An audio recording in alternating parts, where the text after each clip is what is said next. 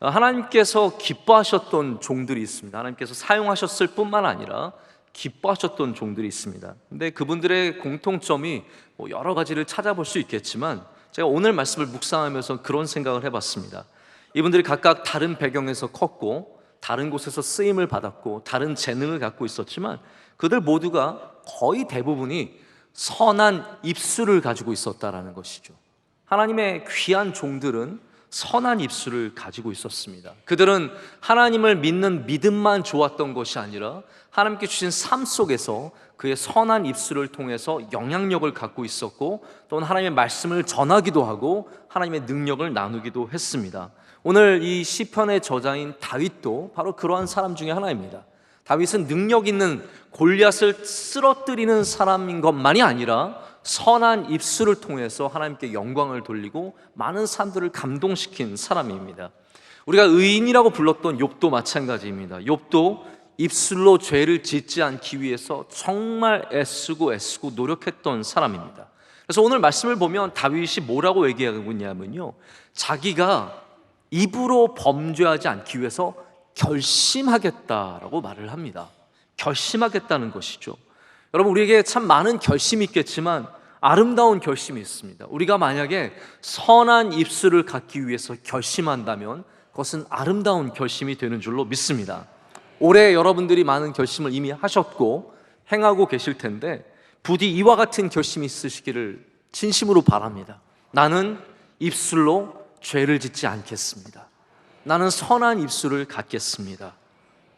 다윗은 무죄죠. 다윗은 죄를 진 사람이 아닙니다. 그가 광야에 있게 된 것도 그가 죄를 지어서 하나님께 쫓겨나갔기 때문이 아닙니다.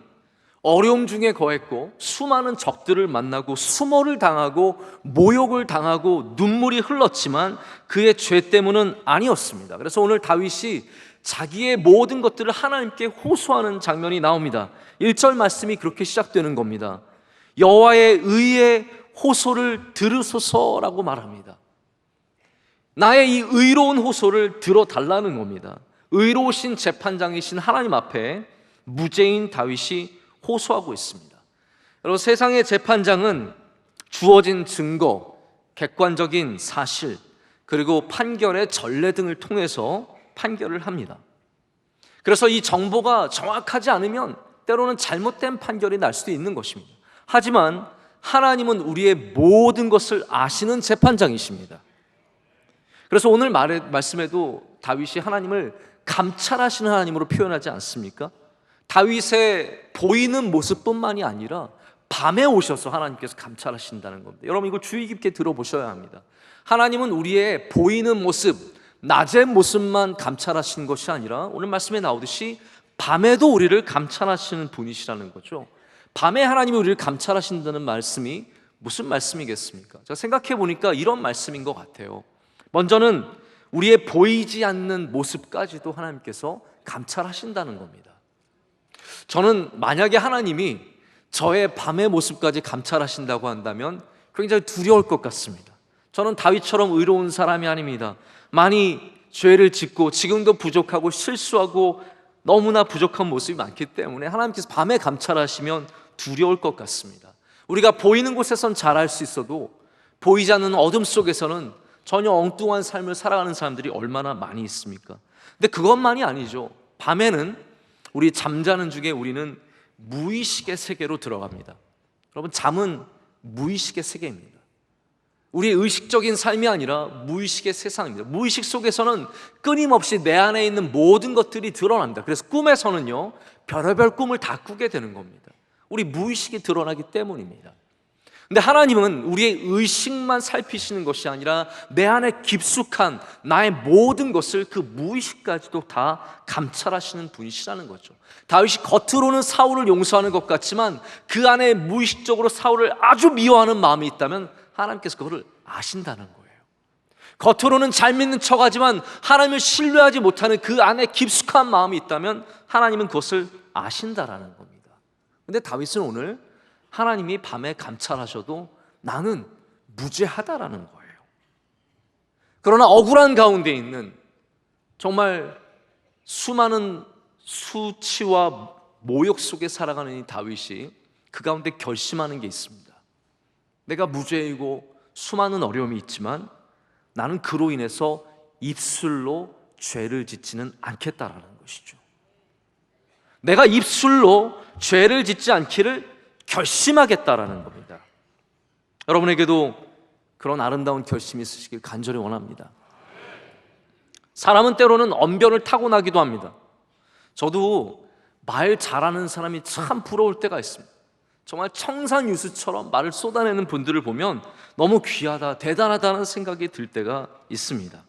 아는 것도 많고 말도 조리 있게 잘합니다.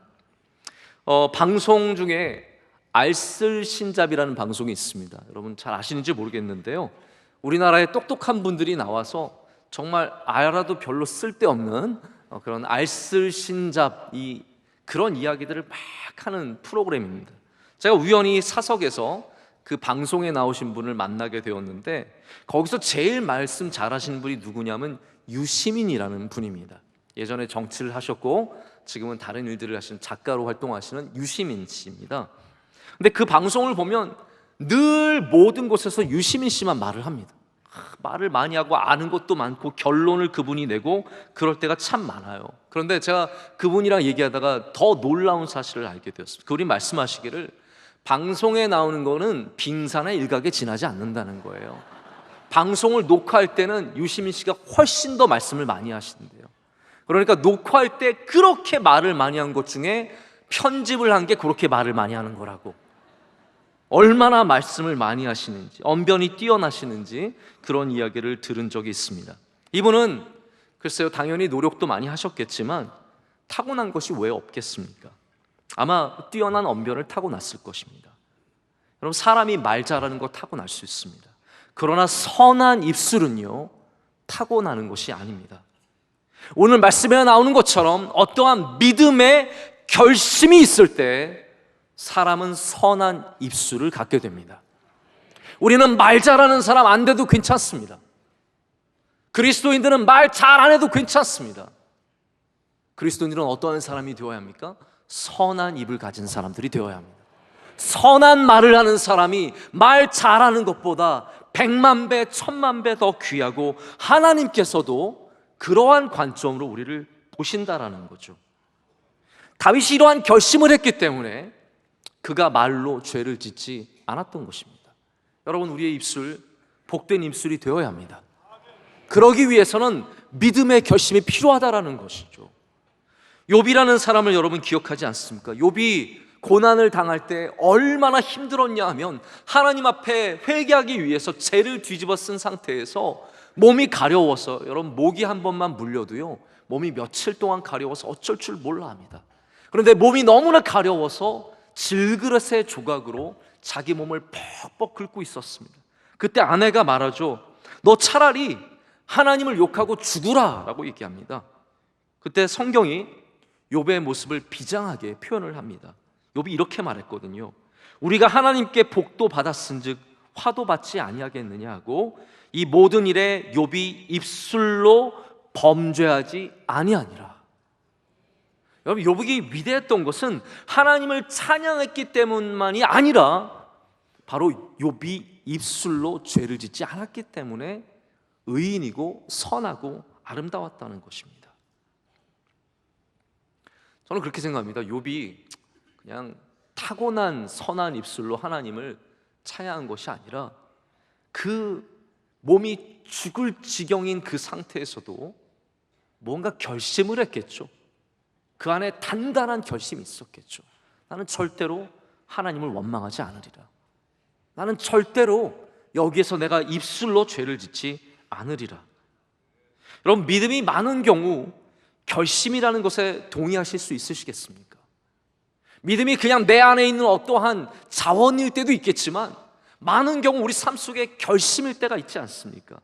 아브라함이 하나님의 말씀을 따라서 우르를 떠나 하나님이 말씀하신 그 땅으로 가는 거 그냥 무엇인가에 홀려 따라간 것이 아니라 결심이 아니었습니까? 믿음은 결심입니다. 모세가 하나님의 말씀을 따라서 그 미디안 광야의 생활을 다 정리하고 그 어려운 광야로 나아갈 뿐만 아니라 말씀 주시는 애굽에 가서 바로와 싸운 것은 결심이 아니었습니까? 믿음은 결심입니다. 모세의 후계자였던 여호수아는 어떠한 결심을 합니까? 그의 믿음이 결심의 모습이에요. 나와 내 집은 오직 여호와만 섬기겠노라. 할렐루야. 그거는요 결심이에요. 선포하는 것입니다. 다윗이 결심한 순간들을 성경은 자세히 기록하고 있습니다. 골리앗과 싸우는 것, 골리앗을 향해서 나아가는 모습, 그거 결심입니다. 죽이려고 쫓아오는 사울에게 맞서 싸우지 않고 광야로 도망치는 것, 결심입니다. 그리고 운명처럼 다시 굴에서 만난 사울을 죽이지 않고 옷자락만 자르는 모습도 결심입니다. 성경은 그렇기 때문에 그것을 아주 자세하게 우리에게 기록해주고 있습니다. 이거는 삶의 어떠한 관성이 아니라 믿음의 결심, 오늘을 살아가는 결심이었기 때문입니다. 여러분, 관성이라는 게 있습니다. 물리에서도 굉장히 많이 쓰이는 말이죠. 모멘텀이라는 건데 이 물리의 굉장히 중요한 요소입니다. 대부분의 운동 에너지는 관성에서 나오는 겁니다. 누군가가 나를 밀면 밀려가는 힘이 있습니다. 근데 여러분, 우리가 과연 밀려가는 힘만으로 신앙생활 할 수 있겠습니까? 나는 3대째 믿었기 때문에 쫙 밀려가는 힘으로 여기 계십니까? 아니면 오늘 비가 오는 거를 보고도 교회에 나가겠다고 결심했기 때문에 이곳에 오셨습니까? 우리 대부분이 관성으로 신앙생활하는 것 같지만 아닙니다. 사실은 결심으로, 오늘 내리는 결심으로 신앙생활하는 겁니다. 그렇기 때문에 10년을 믿었던 20년을 믿었던 그 힘으로 살아가는 것이 아니라 오늘 내가 고백하는 믿음으로 살아가는 거예요. 여러분의 예배가 그러한 결심이며 고백이길 축복합니다. 관성에 억지로 떠밀려서 5대째 믿었기 때문에 밀려나온 것이 아니라 오늘도 하나님 앞에 예배하기 위해 결심하고 나오는 겁니다. 어려워서 그냥 관성으로 기도하는 것이 아니라 어렵기 때문에 더욱더 무릎 꿇고 기도하는 것, 하나님을 붙잡지 않으면 안 되겠다고 결심하는 것이 진짜 믿음의 모습이다라는 것이죠.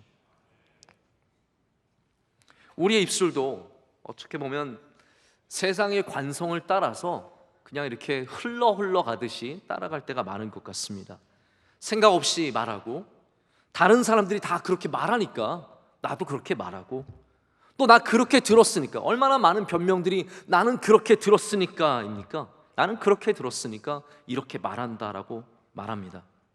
또 세상이 그런 말을 좋아하니까 세상의 힘에 따라 관성을 따라 움직입니다. 아니면 친구들이 내가 그렇게 말하는 걸 좋아하니까 가서 웃긴다고 우리가 그렇게 말을 하고 또한 헛된 말들을 많이 쏟아놓습니다. 여러분, 우리 입술도 관성의 힘이 아니라 믿음의 결심을 따라가야 합니다. 나는 내 입술로 범죄하지 않겠다. 나는 하나님의 선한 말씀을 담는 입술이 되겠다. 여러분, 그것을 오늘 결심하고 매일 결심하지 않으면 우리는 세상에 휩쓸려 다니는 입술밖에 될 수 없다라는 겁니다. 그래서 오늘 다윗은 하나님 앞에 그의 진실됨을 고백하기도 하지만 또 하나님 앞에 새롭게 결심을 하는 겁니다. 나는 입술을 잘 지키겠노라고 결심을 하는 것입니다. 그 가장 중요한 결심의 단어가 바로 진실된이라는 말입니다. 오늘 1절에 다윗이 이렇게 고백을 합니다. 거짓되지 아니한 입술에서 나오는 나의 기도에 귀를 기울이소서. 아멘.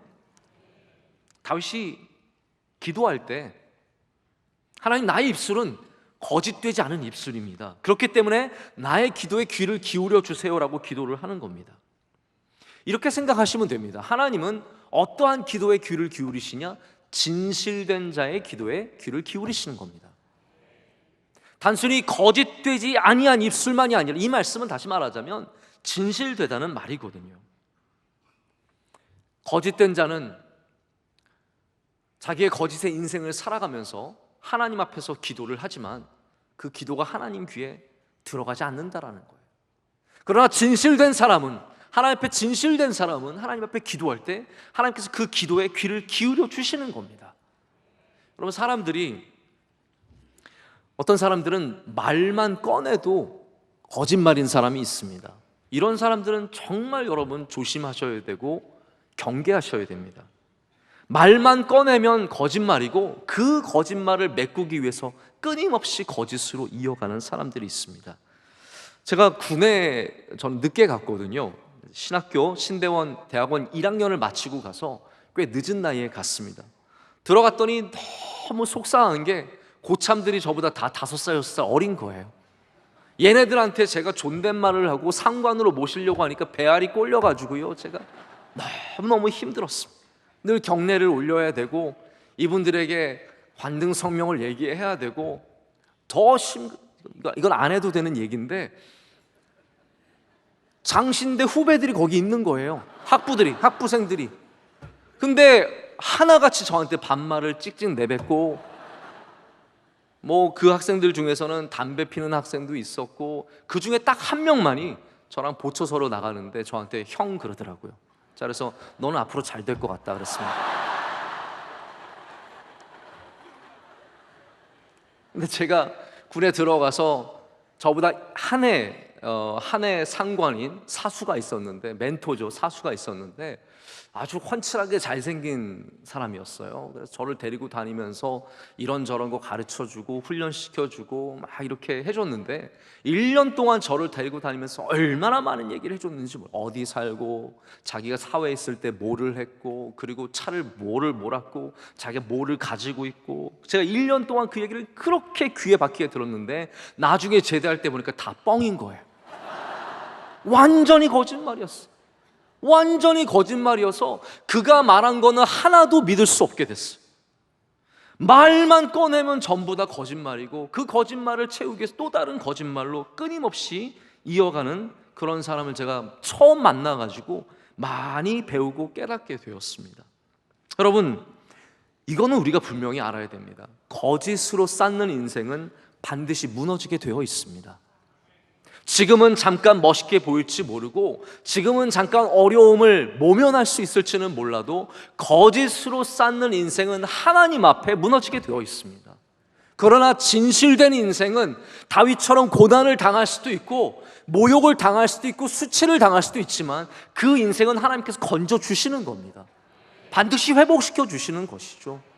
그렇기 때문에 우리는 하나님을 믿는 사람으로 여기서 결심을 해야 합니다.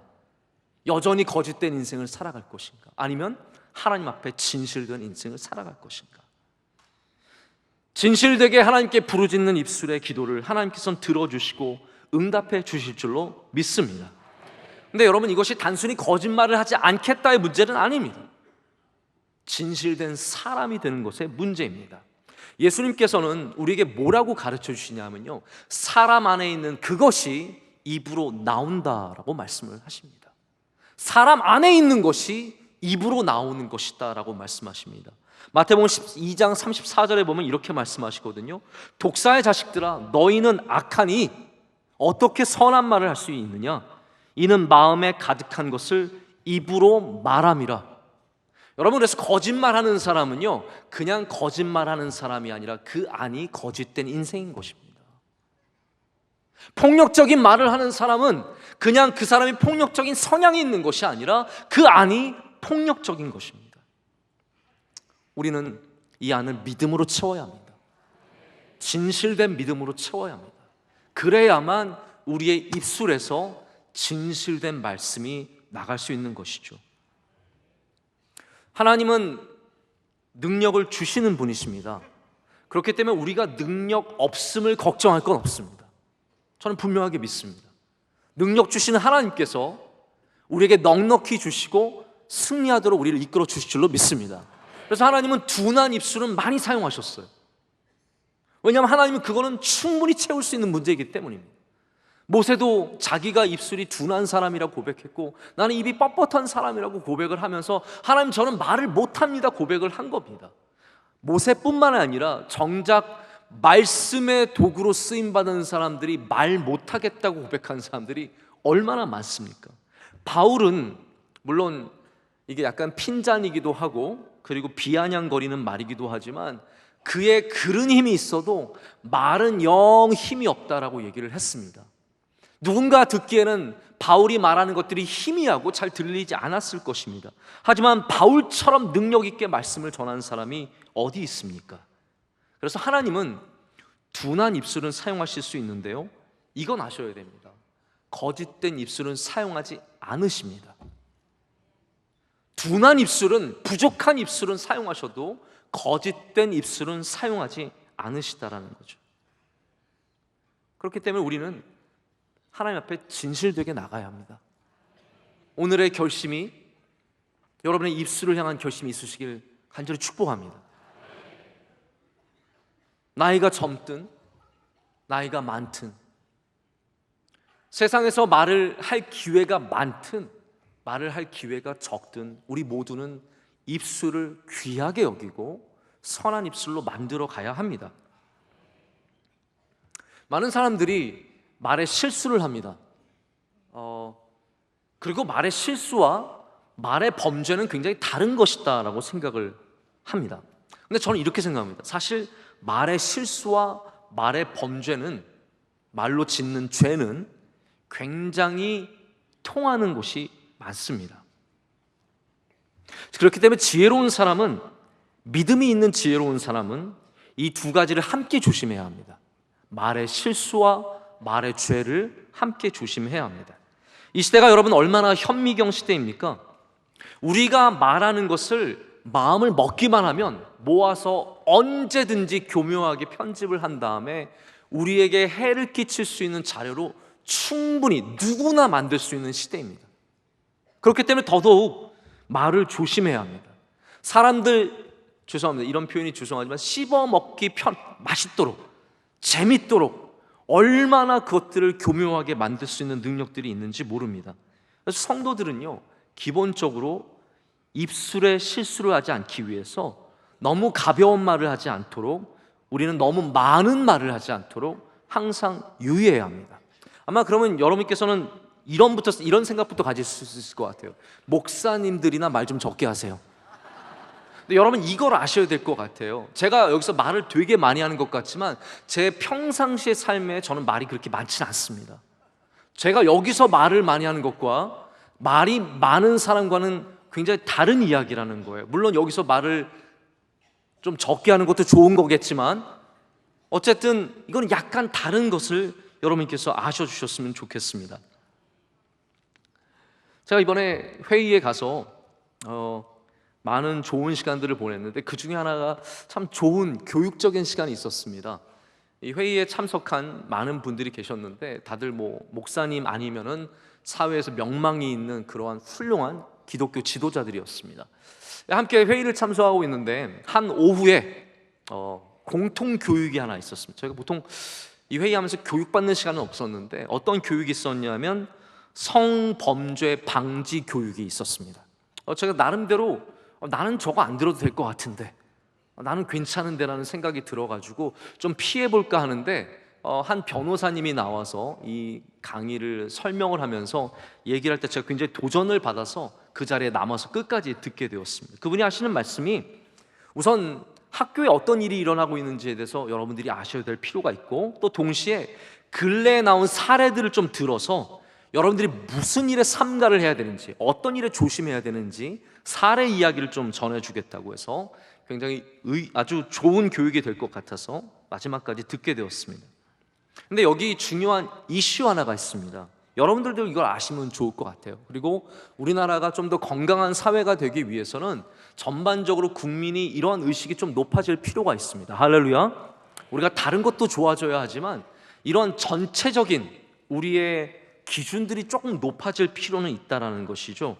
뭐가 중요하냐면요, 특별히 언어에 있어서 이런 게 중요하다고 합니다. 내가 어떤 의도를 갖고 말했는지 보다 더 중요한 게 있다는 거예요. 내가 어떤 의도를 갖고 어깨에 손을 얹었는지 보다 더 중요한 게 있다는 거예요. 그게 뭐냐면 상대방이 어떻게 받아들이느냐, 이게 굉장히 중요한 부분이라는 거죠. 이 성범죄에 해당되는 것들이 대부분이 저는 그런 의도가 없었는데, 저는 그렇게 말한 게 아닌데요, 저는 그런 의미로 손을 얹은 게 아닌데요 라는 변명을 하지만 상대방이 받아들이기에는 굉장히 불쾌하고 그리고 때로는 폭력적인 일들이 될 때가 있다는 거죠. 그러면서 한 사례를 설명해 주는데 굉장히 흥미로웠습니다. 한 사무실에서 함께 일하는 남자 직원과 여자 직원이 있었는데 남자 직원이 이런 말을 한 거죠. 오늘 되게 예쁘네, 오늘 치마가 잘 어울리네, 오늘 머리 예쁘게 하고 왔네, 오늘 화장 잘 먹었네. 근데 그 사람은 편하게 얘기했을지 몰라도 듣는 사람이 그걸 불편하게 들었으면 그거는 문제가 될 수 있다, 문제가 된 적이 있다라는 얘기를 하시더라고요. 그러면서 이 말씀을 해주셨는데 제가 이걸 꼭 너무 귀에서 적었습니다. 여러분 이거를 기억하셔야 될 것 같아요. 그게 꼭 필요한 말이냐 라는 거예요. 당신 오늘 예뻐요. 생각해보세요. 이게 꼭 필요한 말, 들으면 좋을 수도 있지만 꼭 필요한 말이냐라고 했을 때는 아니요, 안 말해도 괜찮은 거예요. 오늘 치마가 예쁘네요. 그 말이 꼭 필요한 말이냐면 일하는데 안 해도 상관없는 말이라는 거죠. 그렇기 때문에 이 아주 제일 중요한 기준이 필요한 말이냐라는 겁니다. 여러분 우리 성도들이 꼭 이쪽 문제만이 아니라 우리 삶 속에서 한번 생각해 볼 부분입니다. 이게 정말 필요한 말이냐? 이게 정말 필요한 것이냐?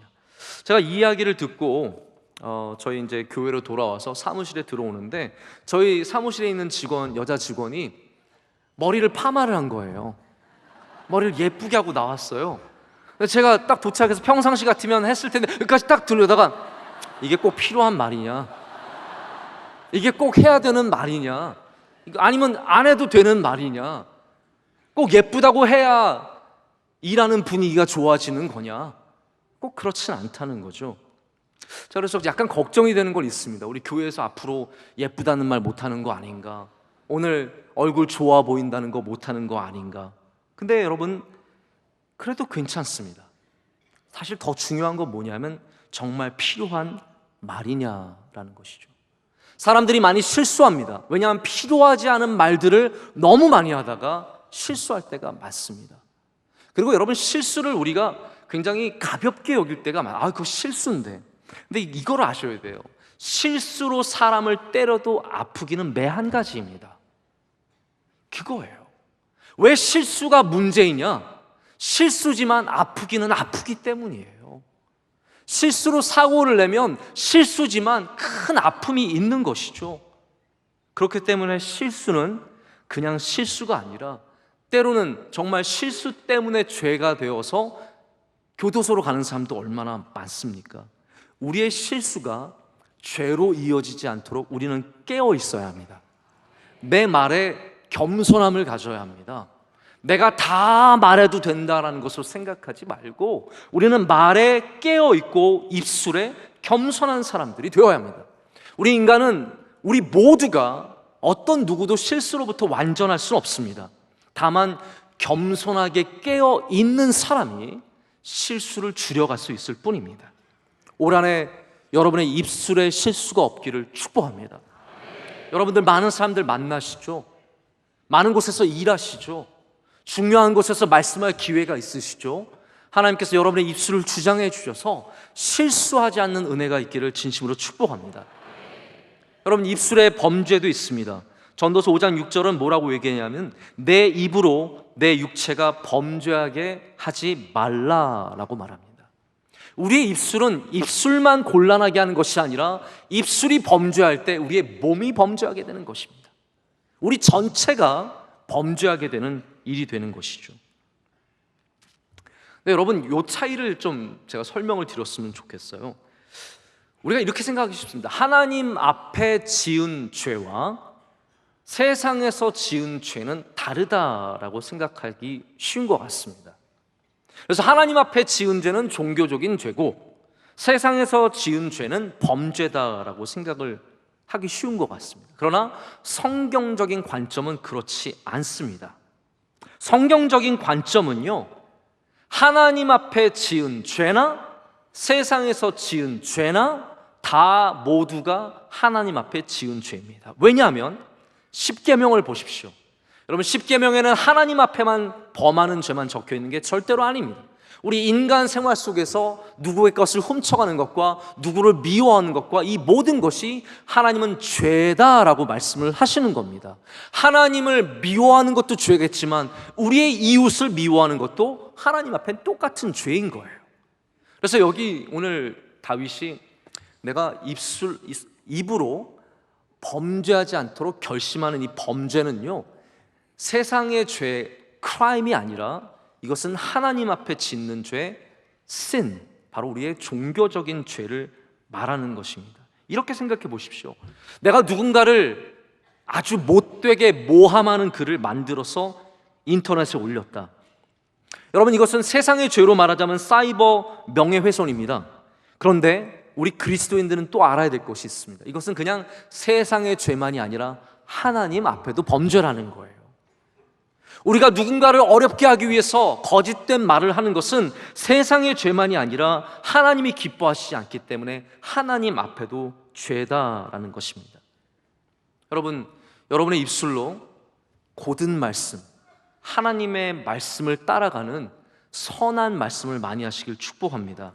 그래서 오늘 말씀도요, 다윗이 하나님의 말씀을 따라가는 것에 대해서 굉장히 중요하게 얘기를 합니다. 오늘 마침 우리 교동문이 딱 맞게 잘 정해졌는데, 교동문에 이런 말씀이 들어있습니다. 잠언의 말씀이죠. 이 세 번째 줄의 말씀을 보면 이렇게 되어 있습니다. 구부러진 말을 내 입에서 버리며 비뚤어진 말을 내 입술에서 멀리하라. 아멘. 두 가지입니다. 구부러진 말, 비뚤어진 말, 이 두 가지를 금해할 것과 멀리할 것을 말하고 있습니다. 여러분, 구부러졌다는 말, 삐뚤어졌다는 말은 무엇을 말합니까? 목적지로 갈 수 없다는 것을 말합니다. 다시 말씀드립니다. 날개가 삐뚤어져서 목적지에 못 가는 것과 우리의 말이 삐뚤어져서 목적지에 못 가는 것은 똑같은 것입니다. 우리의 입술이 구부러지고 우리의 입이 삐뚤어지면 그것을 통해서 우리는 절대로 삶의 선한 목적을 이룰 수 없다라는 것이죠. 게다가 성경은, 생각해 보십시오. 성경은 이것을 뭐라고 부르냐면 죄라고 부릅니다. 구부러진 것이 왜 죄입니까? 삐뚤어진 것이 왜 죄입니까?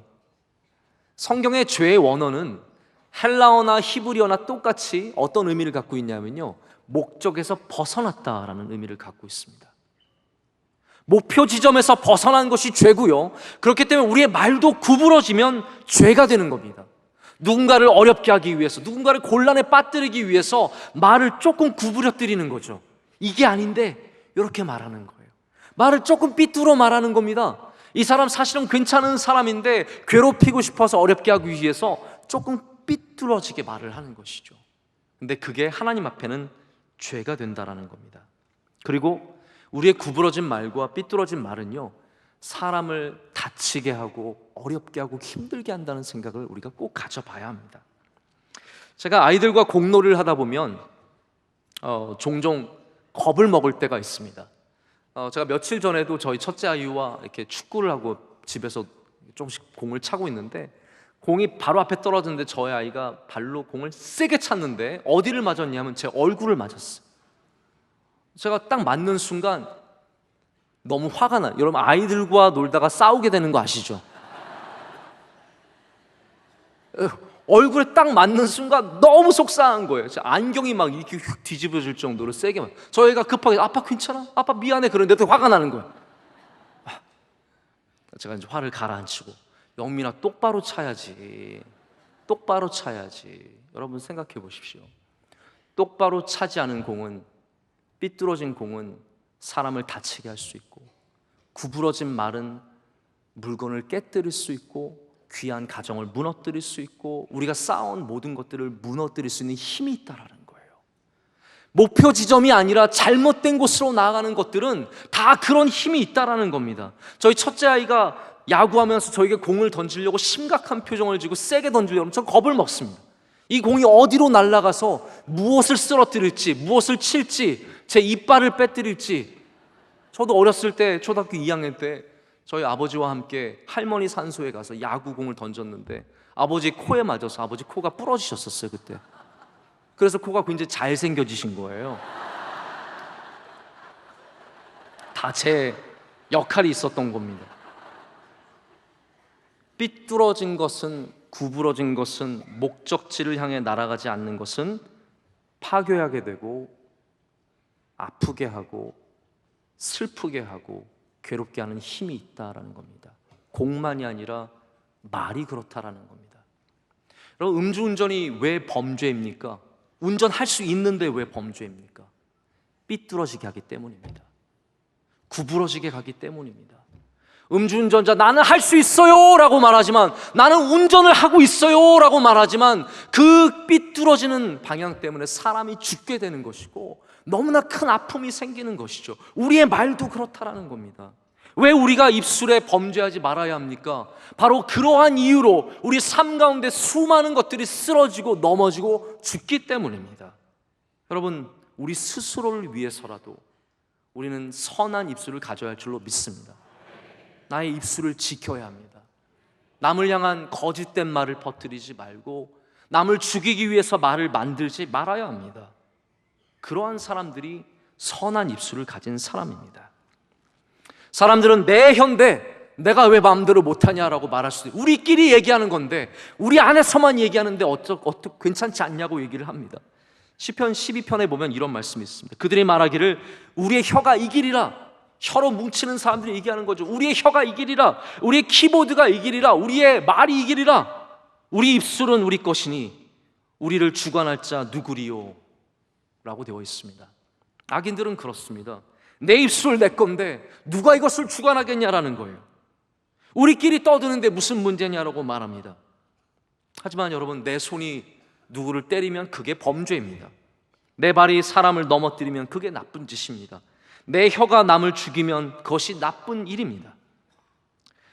저도 목회자로서 제 혀가 정말 하나님께 귀하게 쓰임받기를 항상 원하는 마음을 갖고 있습니다. 물론 실수도 하고 잘못된 말도 하지만 조심하려고 합니다. 하지만 설교할 때만큼은 내 혀의 주인이 하나님이심을 더욱 기억하려고 노력을 합니다. 여러분, 우리의 입술의 주인을 하나님으로 삼아야 합니다. 싸울 때 생각하셔야 돼요. 이 혀의 주인은 하나님이시다. 남을 욕하고 싶을 때 내 혀의 주인이 하나님이심을 고백해야 합니다. 그렇기 때문에 결심이 아니면 쉽지 않다라는 거예요. 결심하지 않으면, 올해 내가 혀를 잘 지키리라 결심하지 않으면 절대로 이것은 자연스럽게 우리에게 일어나는 일이 아니라는 것입니다. 오늘 믿음의 결심을 하시기를 축복합니다. 이 입술을 하나님께서 기뻐하시는 도구가 되도록 그 결심을 다시 한번 다짐하시기를 바랍니다. 여러분, 우리는 어떻게 좋은 입을 만들어 갈 수 있겠습니까? 4절과 5절 말씀에는 여러 가지 입술의 훈련의 내용들이 나옵니다. 여러분께서 제가 이걸 다 전할 시간이 없기 때문에 한번 스스로 묵상을 좀 해보셨으면 좋겠어요. 여기는 4가지 훈련의 방법들이 나옵니다. 제가 그냥 열거만 하겠습니다. 하나는 하나님의 입술의 말씀을 따라가는 것이다 라고 되어 있고요. 둘째는 스스로 삼가하는 것입니다. 여러분, 스스로 삼가하는 것이 얼마나 어렵습니까? 스스로 삼가하는 것입니다. 세 번째는 하나님의 길을 걸어가는 것이다 라고 말하고 있고, 네 번째는 실족하지 않는 것이다 라고 말하고 있습니다. 근데 저는 여기서 4가지 중에서 딱 한 가지만 여러분과 마지막으로 좀 말씀을 나눠보고자 합니다. 첫 번째 해당되는 말씀이거든요. 우리의 입술이 주님의 말씀을 따라가는 것입니다. 내가 내 능력과 내 창조성과 내 언변으로 말하는 것이 아니라 주님의 입술의 말씀을 따라가는 것입니다. 따라하는 것. 여러분 아시죠? 원래 성경은 읽는 것으로 쓰인 것이 아니라 읽고 듣는 것으로 쓰인 말씀입니다. 옛날에 구약 성경들은요 다 선포되었고 듣는 사람들이 듣기 때문에 감동받았고 눈물이 흘렀습니다. 에스라 보면은 이스라엘 백성들이 무너진 그 성전 앞에 모여서 말씀을 들을 때 얼마나 통곡하며 그들이 얼마나 크게 회개합니까? 원래 말씀은 듣기 위해서 쓰여진 겁니다. 하나님의 말씀은 들어야 합니다. 할렐루야, 들어야 합니다. 원래 말의 기술이라는 게 듣는 것에서 시작을 합니다. 아이들이 말을 어떻게 배웁니까? 들을 때 배우는 겁니다. 들으면서 배우는 겁니다. 그래서 아이가 영어를 들으면서 크는 아이는 영어를 말하게 되는 것이고, 한국말을 들으면서 크는 아이는 한국말을 말하게 되는 겁니다. 여러분 그렇게 생각할 수 있어요. 우리 아이 4살짜리 아이인데 하루에 1시간씩 학원 가서 배우는데, 여러분 그거는 듣는 정도가 아니에요. 살아야 돼요.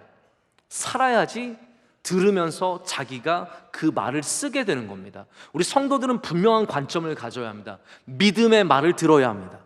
믿음의 말을 들어야 믿음의 말을 하게 되어 있습니다.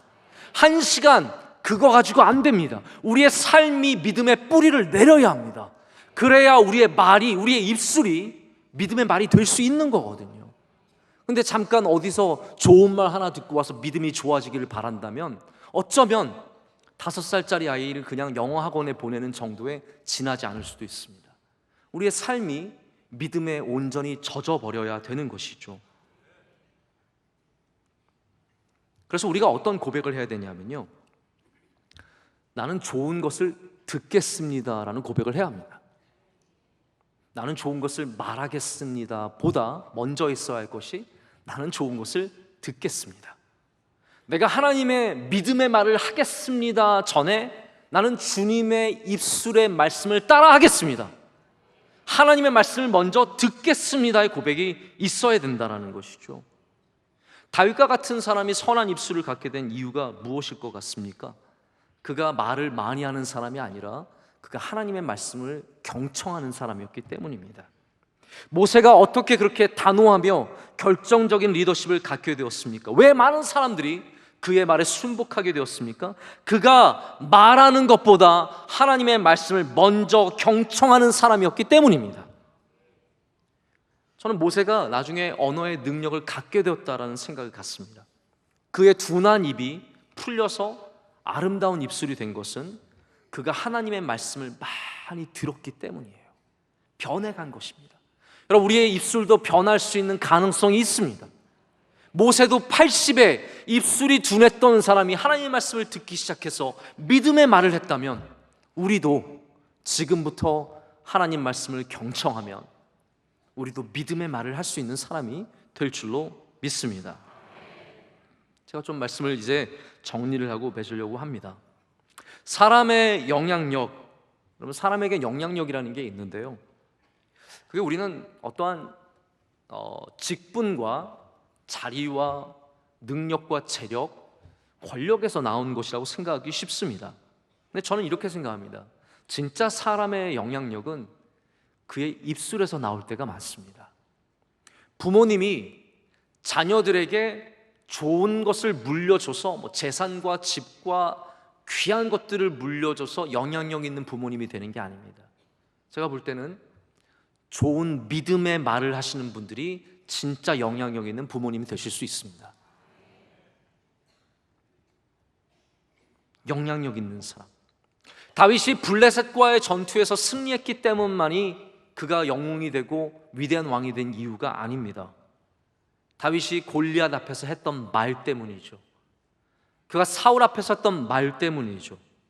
그가 광야에서 했던 수많은 기도와 눈물 때문에 다윗은 영향력 있는, 지금까지도 영향력 있는 주의 종이 된 줄로 믿습니다.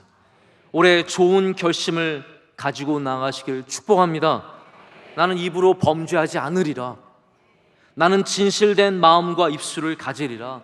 나는 구부러진 말을 하지 않으리라. 나는 삐뚤어진 말을 하지 않으리라. 믿으면 하나님의 영광을 보리라. 우리의 입술에서 나오는 모든 것들이 하나님께 영광이 되고 우리의 삶을 복되게 하는 원동력이 될 줄로 믿습니다. 여러분의 입술에 하나님의 크신 복이 있기를 진심으로 축복합니다. 기도하시겠습니다. 하나님 아버지, 감사합니다. 올해 하나님 앞에 간절한 마음으로 결심을 합니다.